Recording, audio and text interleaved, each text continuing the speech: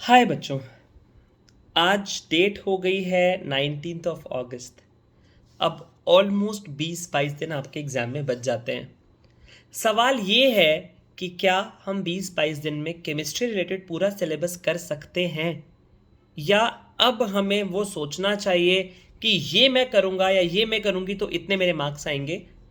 I would suggest the second one, कि मैं ये करूँगा और ये नहीं करूँगी, is a better strategy for last 20 days. Rakshabandhan already आने वाला है 3 दिन में, तो वो आप एक दिन शायद नहीं पढ़ पाओगे, तो ये सब काट पीट के ऑलमोस्ट 20 दिन आपके एग्जाम में बच जाते हैं। एक बात ध्यान रखिएगा बच्चों, इन 20 दिनों में अब कुछ होने वाला है मैजिकल। मैजिकल कैसे होने वाला है?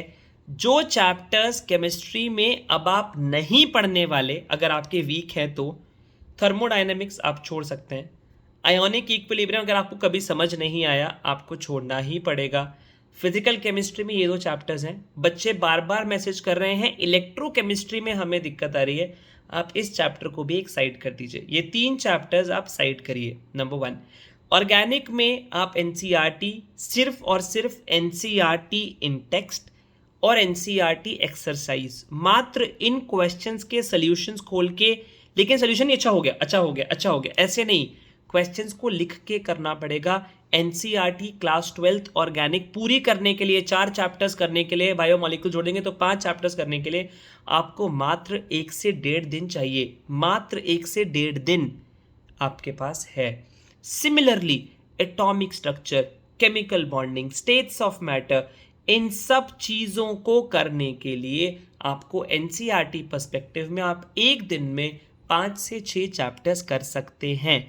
ध्यान रखिएगा, गिवन टाइम में मात्र 2 ही चीज़ों का सहारा लीजिएगा। एनसीईआरटी जो आपने ऑलरेडी मार्कअप कर रखा है वो रीड करने का, एनसीईआरटी क्वेश्चंस करने का। कोई फुल लेंथ पेपर कर रहे हैं तो वो ज़रूर करिए, कोई दिक्कत नहीं है। And last but not the least is previous year questions. Yes, मैं बोलूँगा प्रीवियस ईयर क्वेश्चंस चाहे बाद में रखिए, एनसीईआरटी क्वेश्चंस को मत मिस करिएगा। ये टाइम वो है जहां लगता है मैं ये भी कर लूँ, मैं ये कर लूँ, मैं वो कर लूँ, मैं ये कर लूँ, तो पैनिक मत होइएगा।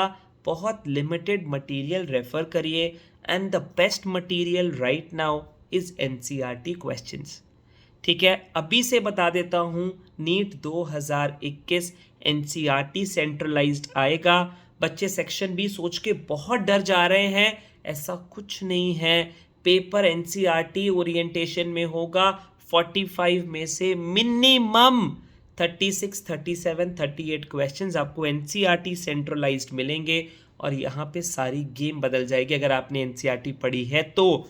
बहुत मज़ा आने वाला है अगले 20 दिन में। Yes, your Nikhil sir will be conducting physical chemistry practice sessions now on. लंबे लंबे सेशंस मैंने प्लान किए हैं, आज रात को नहीं तो कल सुबह आपको शेड्यूल भी मिल जाएगा। That is going to start really in a day और टू मैक्सिमम। ऑलरेडी मैं बहुत लेट हूँ, लेकिन 1 से 2 दिन में आ जाए। 31 अगस्त तक मैं चाहता हूँ मैं आपका पूरा रिविजन अपनी तरफ से पूरा करा दूँ, एंड देन जो भी छोटा 19-20 वाली चीज़ बचेगी वो भी मैं आपको पढ़ा दूंगा आपके नीट एग्जाम से कम 1 हफ्ते से 10 दिन पहले तक। Fine, so this is all from my side. ध्यान रखिएगा, एनसीईआरटी की पूजा करना शुरू करिए, और पूजा करने का मतलब पूजा करना नहीं है, उसको ग्रंथ की तरह फॉलो करना है। कृपया उसके क्वेश्चंस, अभी भी टाइम है, 20 दिन में एनसीईआरटी के क्वेश्चंस कर सकते हैं। सॉल्यूशन देखिए, लेकिन देखने से देखते ही हो जाएगा नहीं, उसको देख के ख़त्म कर दीजिए, कल फिर से उसको करिएगा, लेकिन बिना देखे करिएगा। एक बार करेंगे फिर प्रीवियस ईयर क्वेश्चंस करेंगे। केमिस्ट्री व्यू पॉइंट में फिजिक्स और बायो को इग्नोर ना करते हुए भी ये चीज़ अभी भी पॉसिबल है। Fine, see you all in the next practice session of either physical or organic chemistry. Till then, take care. God bless you. Bye bye.